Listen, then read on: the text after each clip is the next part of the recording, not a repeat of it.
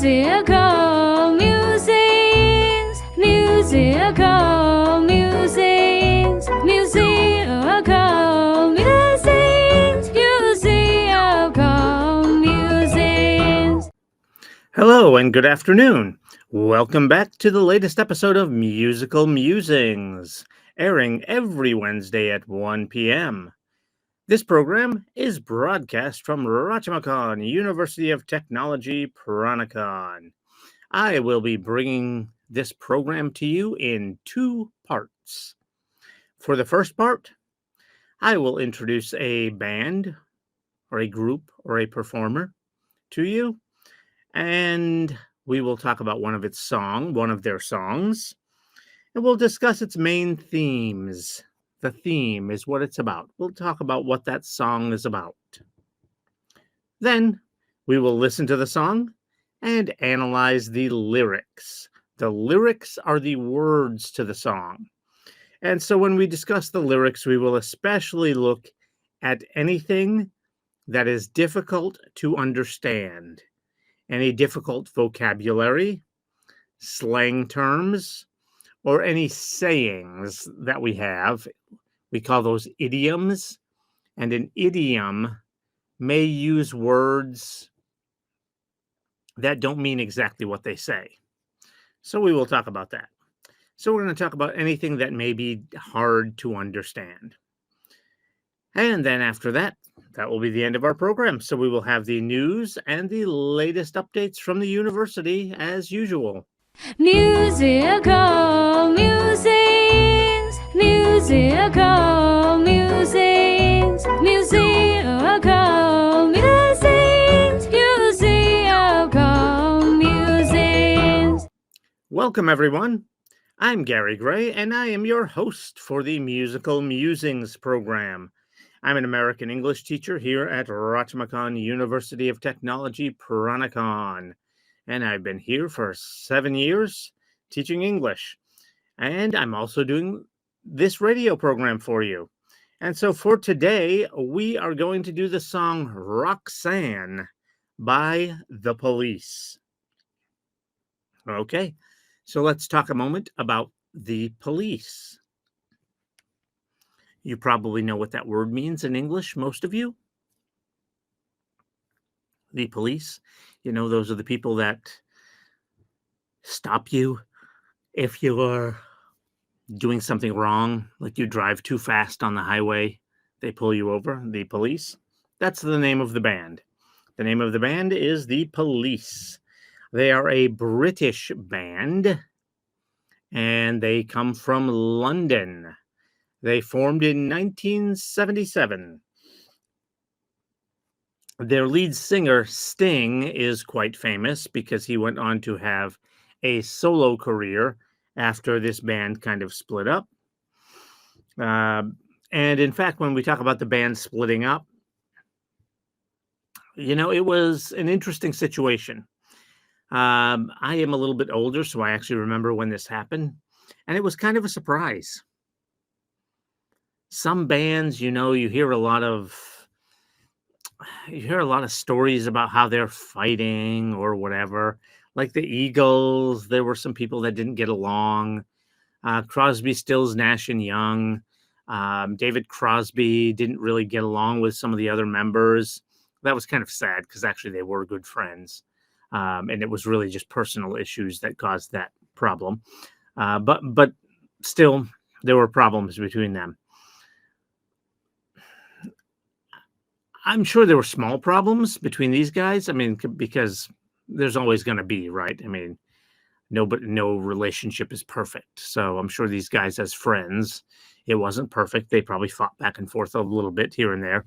But there was nothing that would have torn them apart. And so it's an interesting situation because they split up after only 9 years. But during those 9 years, there was never anyone that left or anything like that. So it was a really interesting situation. So the 4 members that formed the Police were always members of the Police. No one left. And we've seen with other bands we've talked about um, that it's very typical for someone to leave and then they replace them with someone else or whatever, something like that. But no, I think the reason for this, I mean, if you go and look it up online, you'll see people saying, oh, well, this or that or whatever. It's hard to know exactly what the band members were thinking. We can't get into their heads. But I think the basic reason was very simple. Sting wanted to pursue a solo career. He was their lead singer. So when he left, that was at the end of the band. So that was that. So there was no fighting, no arguing. No one was angry at one another. I'm guessing some people in the band were probably upset when Sting decided to go out and do a solo career because that meant they had no jobs anymore. They had to go find something else. But obviously, they're very excellent musicians. They can find other work pretty easily. So it's not that big of a deal. And they were probably also all millionaires by then, so they wouldn't need to find work if they didn't want to. So, yeah, there was no big animosity. So again, they broke up in 1986, although they have had a few reunions since then. And it's interesting to note that with their reunions, it has also been all of the same people, which again shows that there probably wasn't a whole lot of animosity, a lot of anger between them. There could have been a little bit. I mean, even Crosby, Stills, Nash and Young, who I mentioned earlier, even though they were all very angry at David Crosby after he straightened out his life, they happily got back together many times. They didn't really stay together for a long time. They just kind of came back for brief periods, but they did it several times, and they still had problems all the way up until David Crosby passed away a couple of years ago. But they still got along well enough that they could perform together, and they did so. And so these guys are also performing together, even to this day. Well, I say to this day, if you look up their status online, it is as if they're not performing anymore. But that's just because they're not performing currently. They have performed fairly recently, so it would not be surprising at all if they came back again and performed. So they're technically not together, but they could be. Okay, but their first breakup, their biggest breakup when they really kind of split was 1986. So they were only around for 9 years, 1977 to 1986. And their first album was Outlandos d'Amor, which came out in 1978. So a year, less than a year, something like that, after they were together. And it got pretty popular right away. In fact, today's song that we're going to be doing is probably, I don't know, their second or third most famous song ever. It's kind of my favorite song of theirs, but there are a couple more that other people like a little bit more than this. So there are one or two songs they have that are more popular than this one, but this is one of their most popular songs ever. The song we're doing, of course, again, is Roxanne. And that was on that very first album in 1978. So the Police got popular quite quickly. Like right away, boom, they were right up at the top. And it's very interesting, their career. Because remember, they were also only around for 9 years. So there's not much time for them to come up and come down like most bands do. Also, this is one of the only bands I know who basically on every album they put out, they had at least one really popular song. Even the best, most famous bands in the world, usually they have one or two albums here or there where they just don't sell very well. There's not a big hit on any of them, or on that one.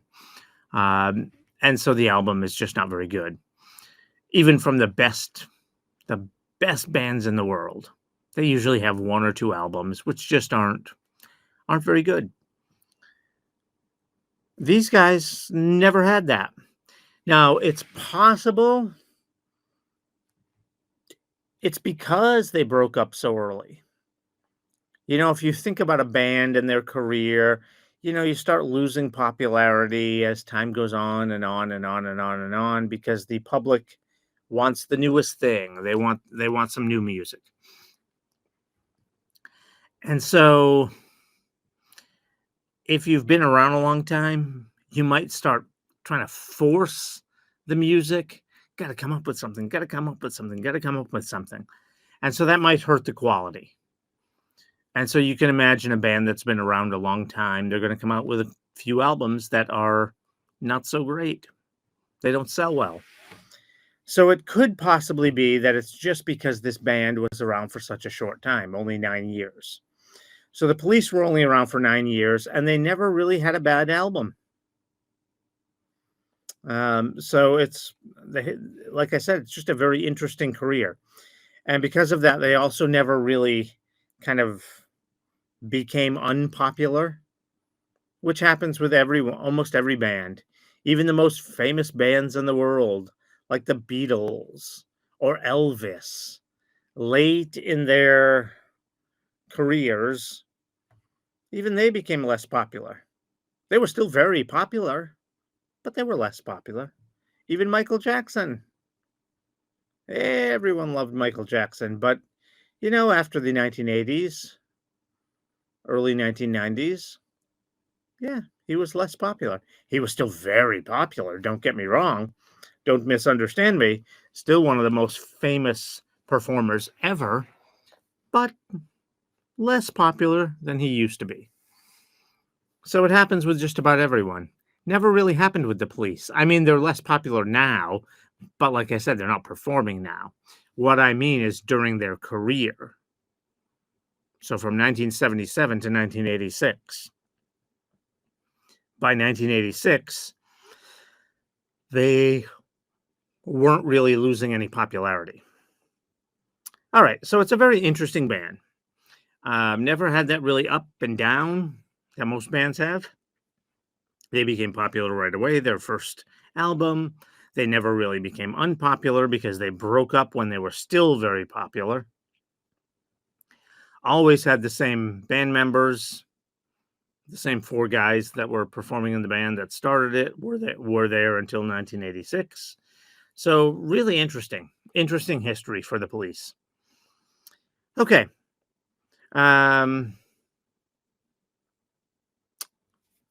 So let's talk about the genre of music they play. I always like to talk about this, but I hate talking about it.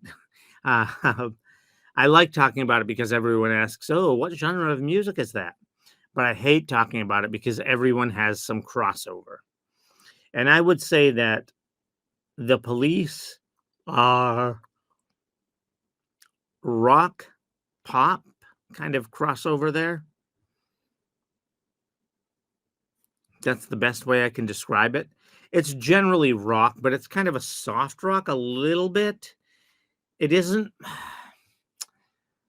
See, this is what I don't like about describing genres, is because every band is unique. They don't fit into this perfect box of, oh, it's this genre.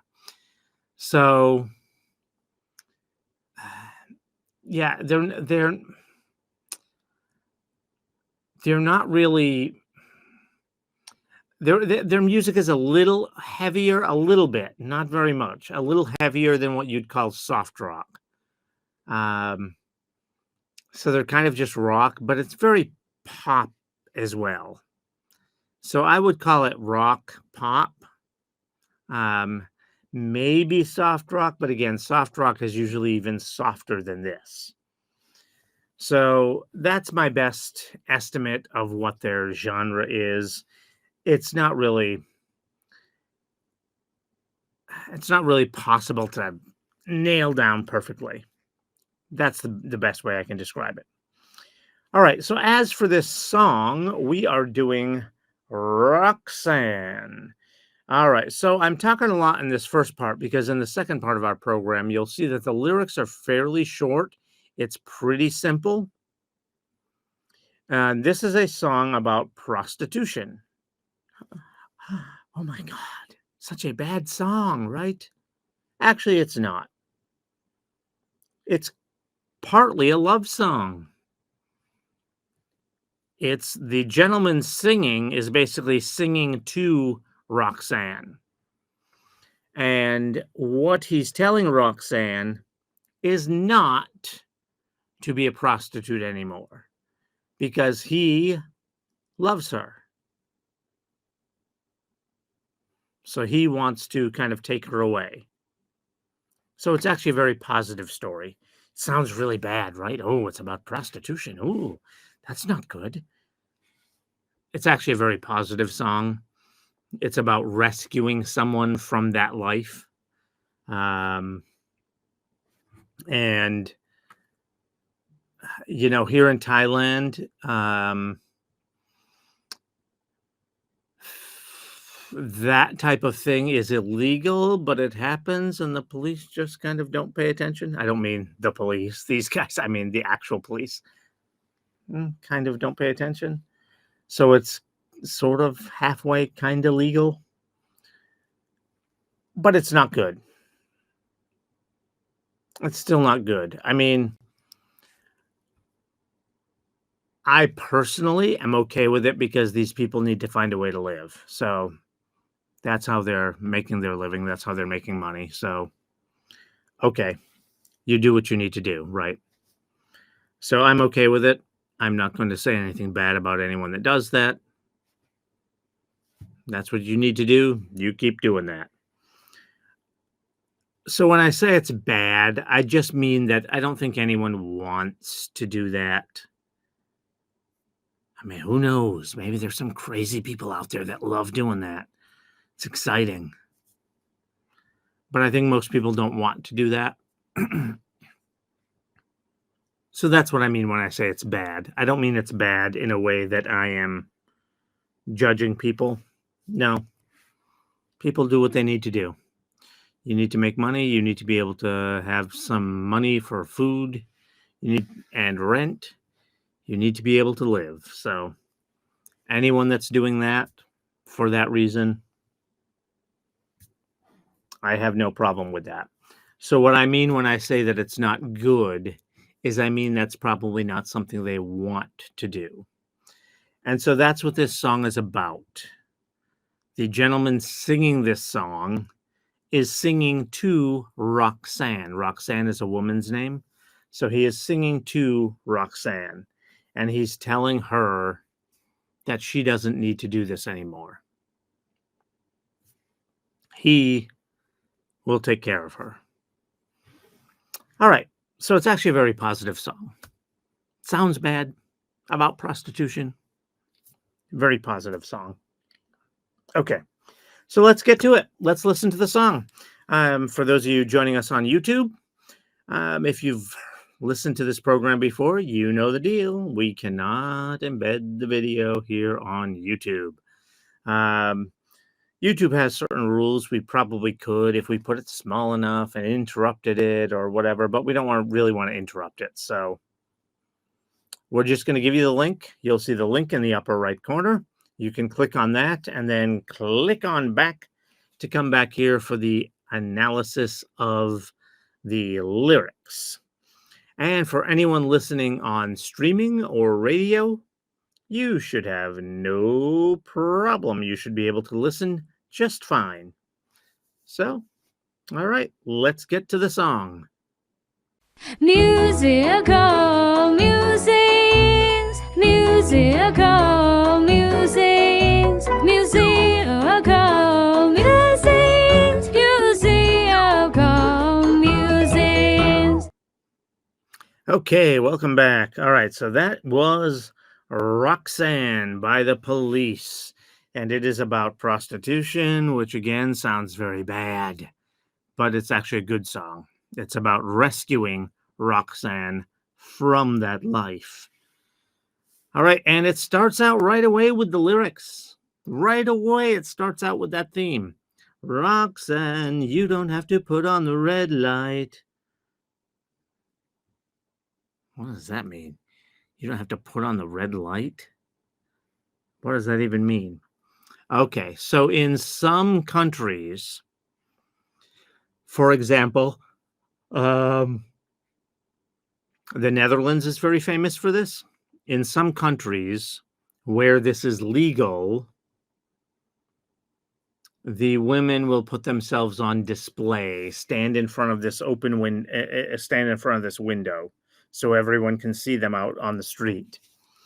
And when they do that, they usually turn on a light so you can see them because, of course, a lot of times it's at night because, ooh, this is like nighttime activity. So it's at night, so there's going to be a light on. And they usually use a red light. In fact, it's actually called, that part of the town where this occurs is actually called the red light district. So here in Thailand, again, we don't really have that because it's technically not legal, even though I think it probably pretty much is. But in some countries, it is legal, so they put on the red light. So right away, the singer of the song is telling Roxanne not to put on the red light. So, Roxanne, you don't have to put on the red light. Those days are over. You don't have to sell your body to the night. Sorry, I messed up that singing. I was out of tune there. I forgot exactly how it goes. Um, those days are over, which means that's history. That's in the past. You don't have to sell your body to the night. Now, she's obviously not selling it to the night. What does that mean? It just means that it's happening at night. That's all it means. This is kind of a nighttime job. So it's basically just saying you don't have to sell your body, which is what being a prostitute basically is. Okay, we continue on. Roxanne, you don't have to wear that dress tonight. Okay, you don't have to wear that dress tonight. All right, so when you think about people that are doing this for work, they're usually going to wear some very revealing, in other words, it shows a lot of skin, very revealing clothes. So the singer is saying you don't need to wear those clothes. Walk the streets for money. You don't care if it's wrong or if it's right. Okay, walking the streets. When you hear that phrase in English, that's an English saying. When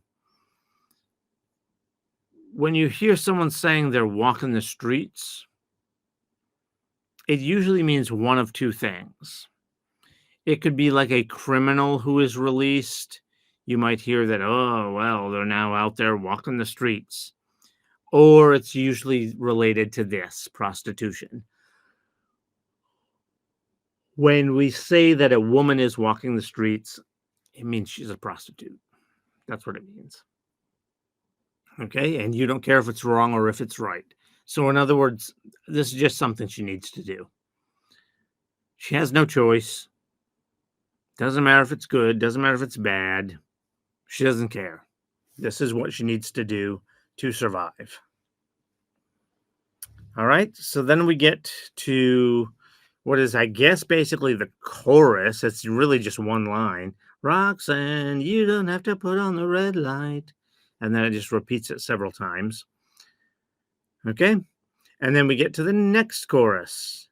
I love you since I knew ya. I wouldn't talk down to ya. I have to tell you just how I feel. I won't share you with another boy. All right, so this is about his love for her. And again, I'm sorry, I kind of sang that a little bit wrong, out of tune, didn't sound good.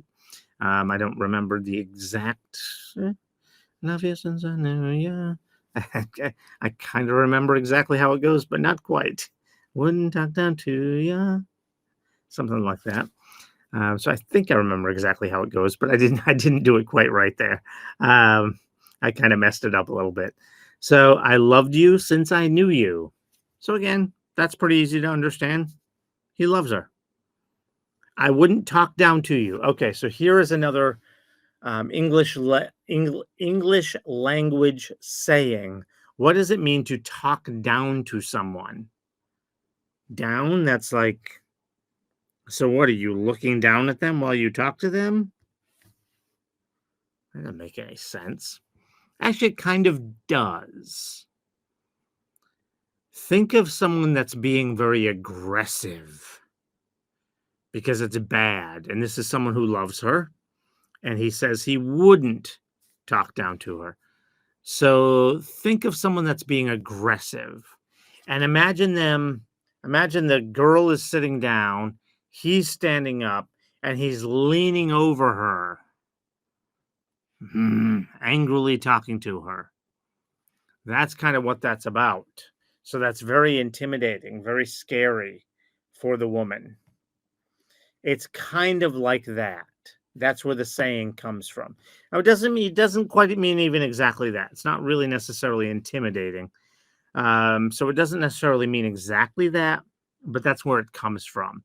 So I just want to tell you that because it seems like it makes no sense. What does that mean? I wouldn't talk down to you. Talk down? What does that mean? It does make sense. It comes from what I just told you.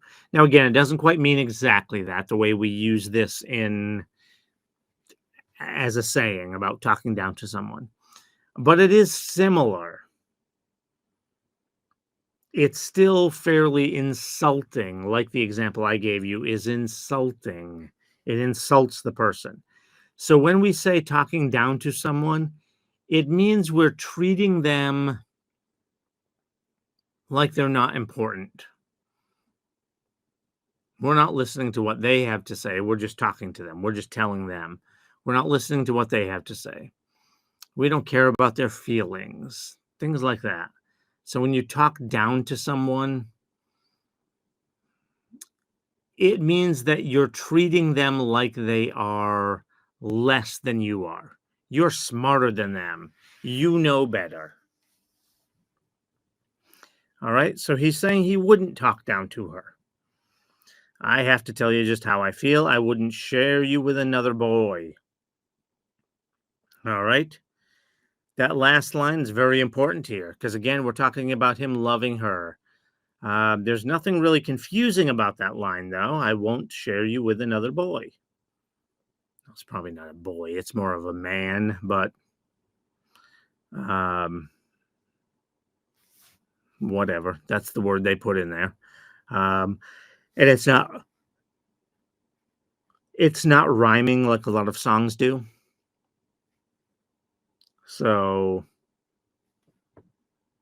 they could have used man. It's not like they used boy because it rhymes. No, there's no rhyme there. So why they didn't use man, I'm not sure. But okay, whatever. It doesn't really, that's not really that important. It's just a little weird in this context because we usually use the word boy for someone that's like a child. And we're obviously not talking about a child here. Now, sometimes we do say boy about a man, but sometimes, depending on who you're talking to, that can be very insulting. So it's not clear why they chose that word here. It could easily just say, I won't share you with another man. Same thing. Okay, so but basically, there's nothing confusing there. I won't share you with another man. So in other words, the guy singing the song is saying, you're mine. And so again, this is why he's trying to tell her to quit this job. Because he doesn't want her doing this. Sleeping with other guys. He's like, no, I'm going to be your boyfriend. Quit this life. Come be with me. That's basically what this song is about. That's why I said it's a positive song. I mean, the only way you could maybe interpret it as a negative song is that some guys who behave like this, I actually know at least a couple people who have done this in their life and have kind of had relationships with people who had previously been prostitutes. And so I actually know a couple of situations like this. And um, it can work out badly. Now, for the ones I know that have done it, it didn't. But sometimes some of the guys who do this um, do it because they see the woman as being vulnerable. In other words, she will do anything to get out of this position. And so they will see themselves as in control. The man will. And so that's the only bad thing about this line is you could maybe interpret it that way. I won't share you with another boy. Now, of course, if they're in love and they end up getting married, most people are not going to share with someone else. So it's not necessarily bad. And I don't think it's meant to be bad in the context of this song. But someone maybe could read that line as being not so great. Because it shows that the man is kind of being dominant, taking control. Okay, so then we continue with the last verse here. I know my mind is made up, so put away your makeup. Told you once, I won't tell you again. It's a bad way. So again, he's just warning her not to do this. So I know my mind is made up. When you say your mind is made up, again, another English saying, that means you've made your decision. You know where you stand. So from the previous verse, we know that he's saying he loves her, so that's where he is. His mind is made up. He wants her. So put away your makeup. In other words, stop doing all the sexy stuff so you can stand in the window with the red light on. And no, stop that.